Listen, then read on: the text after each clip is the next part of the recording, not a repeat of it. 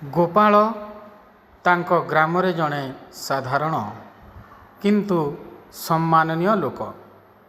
ଚାଷବାଡ଼ି, ହାଟ ବଜାର କାମ, ପରିବାରକୁ ସୁଖେ ଚଳାଇବା, ଏଇଥିରେ ସେ ବହୁତ ସନ୍ତୁଷ୍ଟ। ତାଙ୍କର ପତ୍ନୀଙ୍କ ନାମ ହେଉଛି ସୁମତି। ସୁମତି ଦେଖିବାରେ ଯେମିତି ସୁନ୍ଦରୀ, ଗୁଣରେ ମଧ୍ୟ ଗୁଣବନ୍ତୀ। ସବୁ କାର୍ଯ୍ୟରେ ସେ ପତିଙ୍କୁ ସାହାଯ୍ୟ କରୁଥିଲେ। ଗୋଟିଏ ସମୟରେ ସେମାନଙ୍କୁ ଆଦର୍ଶ ଦମ୍ପତି ବୋଲି କୁହାଯାଉଥିଲା। କିନ୍ତୁ ସମୟ ସବୁବେଳେ ସମାନ ରହେନି। ଗ୍ରାମର କିଛି ମନ୍ଦ ଉଦ୍ଦେଶ୍ୟର ମଣିଷ ଗୋପାଳଙ୍କ ସୁଖ ସହିପାରିଲେନି। ଧୀରେ ଧୀରେ ଲୋକଙ୍କ ମୁହଁରେ ଟାହି ଟାପୁରା ଆରମ୍ଭ ହେଲା। ଗୋପାଳର ସ୍ତ୍ରୀ କାହା କାହା ସହିତ ବହୁତ କଥା ହେଉଛି।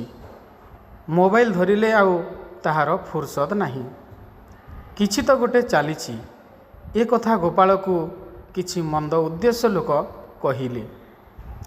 ଗୋପାଳ ପ୍ରଥମେ ପ୍ରଥମେ ଏ କଥାକୁ ହସିରେ ଉଡ଼ାଇ ଦେଉଥିଲେ।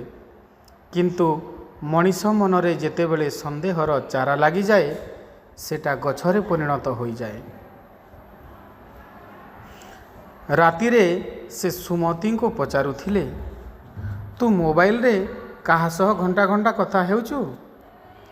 ସୁମତି ହସି ହସି କହୁଥିଲେ, ନାଇଁ ମ, ମୋର ସମୟ କାହିଁ ଯେ ମୁଁ ମୋବାଇଲରେ ଘଣ୍ଟା ଘଣ୍ଟା କଥା ହେବି। ମୁଁ ପରା ମୋ ବାପ ଘରକୁ ବି କି ମୋ ଭଉଣୀ ପାଖକୁ ବି ଫୋନ୍ ଟିକେ କରିପାରୁନାହିଁ।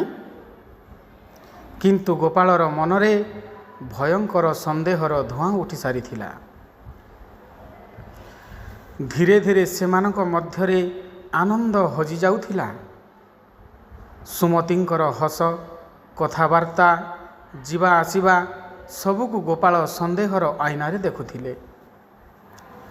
ପଡ଼ୋଶୀମାନେ ମଧ୍ୟ କୁହାକୁହି ହେଉଥାନ୍ତି, ଗୋପାଳଙ୍କ ଘରେ ସନ୍ତୁଷ୍ଟି ରହିଲା ନାହିଁ। କେତେ ସୁଖର ସଂସାର ଚୂନା ହେବାକୁ ଯାଉଛି। ସୁମତି ପତିଙ୍କୁ ବହୁତ ବାରି ବୁଝାଇଲେ, ମୁଁ କେବେ ତୁମକୁ ଧୋକା ଦେଇପାରିବିନି। ମୋର ସବୁ ଜୀବନ ତୁମ ପାଇଁ। କିନ୍ତୁ ସନ୍ଦେହାଳୁ ମନ କାହାକୁ ବିଶ୍ୱାସ କରେ ନାହିଁ। ଗୋଟେ ଦିନ ସନ୍ଧ୍ୟା, ବର୍ଷା ପଡ଼ୁଥିଲା। ଗୋପାଳ ବଜାରରୁ ଫେରୁଥିଲେ। ଏକ ଅଜଣା ପୁରୁଷ ସୁମତିଙ୍କ ସହିତ କଥା କହୁଥିବାର ସେ ଦେଖିଦେଲେ। ସତକୁ ସତ ସେ ଲୋକଟି ଗ୍ରାମର ଏକ ପୁରୁଣା ପରିଚିତ। କିଛି ସାହାଯ୍ୟ ମାଗିବା ପାଇଁ ସେ ସୁମତିଙ୍କ ପାଖକୁ ଆସିଥିଲା। କିନ୍ତୁ ଗୋପାଳଙ୍କ ମନେ ସଗୁନ ଲାଗିଗଲା, ସନ୍ଦେହ ଘେରିଗଲା। ସେ ଆକ୍ରୋଶରେ ଘର ଭିତରକୁ ପ୍ରବେଶ କଲେ। ସୁମତିଙ୍କୁ କେବଳ ଏତିକି କହିଲେ, ତୁ ମୋତେ ଧୋକା ଦେଇଦେଲୁ। ସେ ଅତି ରାଗରେ କ'ଣ କରିଦେଲେ ତାହା ନିଜେ ଜାଣିପାରିଲେ ନାହିଁ। ଗୋଟେ ମୁହୂର୍ତ୍ତରେ ସେ ନିଜ ପତ୍ନୀଙ୍କୁ ହତ୍ୟା କରିଦେଲେ।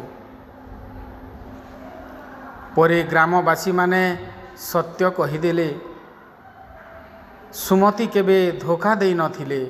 ସେ ସଦା ପତିବ୍ରତା, ନିଷ୍ଠାବାନ। ସେଇ ଅଜଣା ପୁରୁଷ ତ କେବଳ ପୁରୁଣା ପରିଚିତ ଲୋକ। କିଛି ସାହାଯ୍ୟ ମାଗିବା ପାଇଁ ସୁମତିଙ୍କ ପାଖକୁ ଆସିଥିଲେ। ଆଉ ଗାଁର କିଛି ମଣିଷ ତୁମର ଏଇ ସୁଖ ସଂସାରକୁ ସହି ନ ପାରି ଚୁରମାର କରିଦେବା ପାଇଁ ଚେଷ୍ଟା କରିଥିଲେ।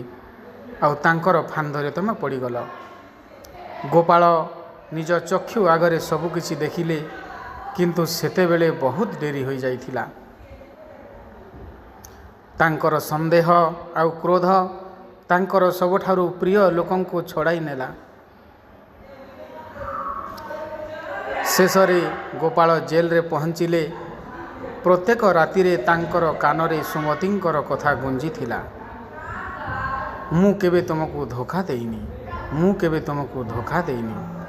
ସେ ନିଜେ ଭାବୁଥିଲେ, ସନ୍ଦେହ ହେଉଛି ମଣିଷର ସବୁଠାରୁ ବଡ଼ ଶତ୍ରୁ। ଏହି ଗପରୁ ଆମେ କ'ଣ ଶିକ୍ଷା ପାଇଲେ? ନା, ସନ୍ଦେହରୁ ସମ୍ପର୍କ ଭାଙ୍ଗିଯାଏ। ଦାମ୍ପତ୍ୟ ଜୀବନର ଆଧାର ହେଉଛି ବିଶ୍ୱାସ। ଆଉ ଥରେ ବିଶ୍ୱାସ ତୁଟିଗଲେ ତାକୁ କେବେ ଫେରି ପାଇବା ନାହିଁ। ଜୟ ଜଗନ୍ନାଥ।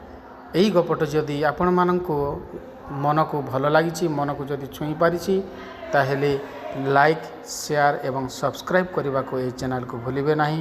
ନମସ୍କାର। ଜୟ ଜଗନ୍ନାଥ।